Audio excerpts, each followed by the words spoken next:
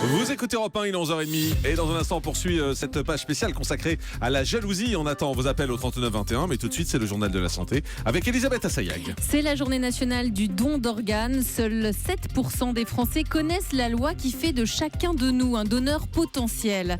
Une nouvelle technique pour lutter contre l'obésité vient de voir le jour, un robinet qui vide l'estomac. Et puis bientôt des smileys pour évaluer la propreté de nos restaurants. À l'occasion de la journée nationale de don d'organes, l'agence Biomédecine lance une campagne. Et cette campagne s'appelle « Nous sommes tous concernés ». Il s'agit de rappeler la loi française qui reste méconnue en matière de don d'organes. Nous sommes tous présumés donneurs, sauf refus exprimé. Et cette campagne aussi, car on peut donner des tissus et non pas des organes entiers. Écoutez les explications de Mélanie Gomez pour Europe 1.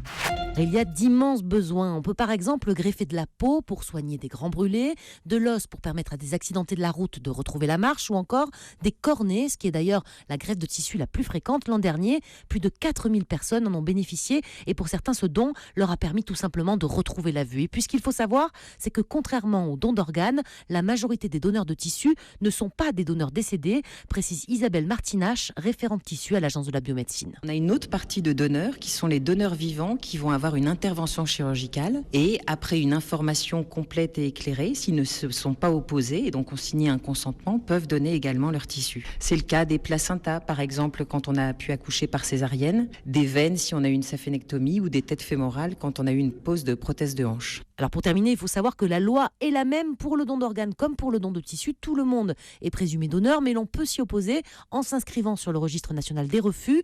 À l'inverse, si vous êtes pour, le plus important, c'est d'en parler à vos proches, car c'est peu connu. Mais au moment du décès, même si une carte de donneur est retrouvée, elle n'a aucune valeur légale. Une nouvelle technique pour lutter contre l'obésité vient de voir le jour, un robinet qui vide l'estomac. C'est très sérieux, ça vient même d'être autorisé par l'Agence américaine du médicament. Alors le principe, lors d'une intervention chirurgicale, on vous branche un robinet sur votre estomac et grâce à un tube, on vide 30% du contenu. Ça s'appelle le Aspire Assist. Il est réservé aux personnes qui présentent un indice de masse corporelle de 35 à 55, qui n'ont pas pu perdre de poids avec des régimes. Attention, il est réservé donc pour de fortes obésités. Au final, le système permet de perdre jusqu'à 20 kilos par an. Il suffit de brancher son robinet 20 à 30 minutes après le repas. Le patient fixe le tube d'évacuation du dispositif et draine son estomac. Évidemment, la technique demande une surveillance médicale très rigoureuse.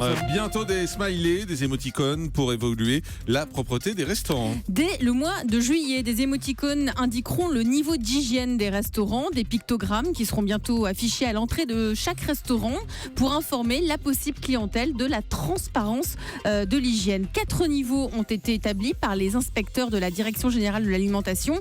Le plus souriant sera attribué aux restaurateurs les plus consciencieux et le smiley fâché sera donné aux moins regardants.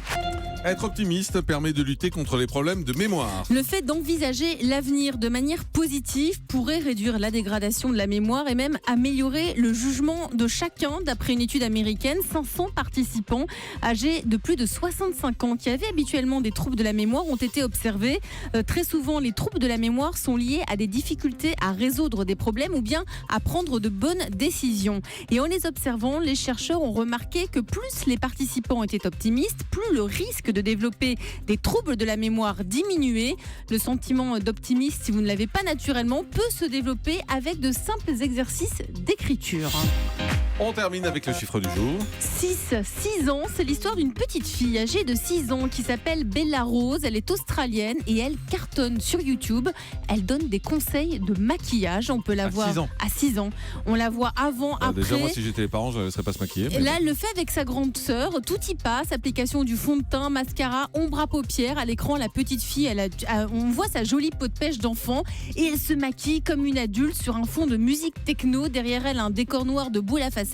Vous imaginez bien que cela divise largement les avis sur la moi, toile. je ne suis pas divisé, je suis entier, c'est non. Merci beaucoup, Elisabeth Assayag.